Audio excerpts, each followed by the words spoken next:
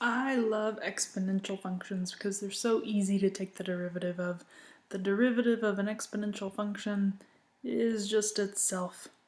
But whenever your exponent is not just x, you have to follow the chain rule. And so I have to take the derivative of the exponent, multiply by the derivative of the exponent. And then just make it pretty. Write anything that's not an e first, typically. And that one's done. Let's do another one. Find the equation of the tangent line at the point 1, 0. So I know first I have to take the derivative. I've got a product rule here with a first and a second. So y prime is equal to the first times the derivative of the second plus the second times the derivative of the first. So derivative of e to the negative x is just e to the negative x itself. But then don't let that trick you. You've got negative x. That's a function, so I have to follow the chain rule and multiply this by the derivative of the exponent.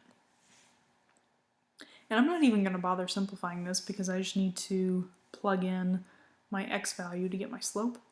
So this is e to the negative 1 times 1 over negative 1 plus the natural log of 1. And I'm going to stop there because that's 0, which is going to make that whole term 0.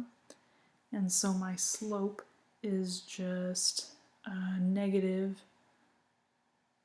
Oh, sorry, I don't know why I made that negative. So my slope is just e to the negative 1, or 1 over e. And then plugging in, put it in point slope form, y minus the y coordinate equals the slope times x minus the x coordinate. And I can leave it right there. I can say y equals, I could distribute that e if I wanted to, x over e minus 1 over e. Done. Let's do another one. Find the indefinite integral.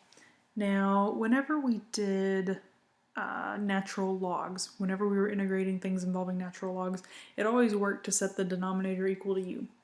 To integrate an exponential function, it almost always works to set your exponent equal to u. So I'm going to do that. I'm going to say u equals negative x to the fourth.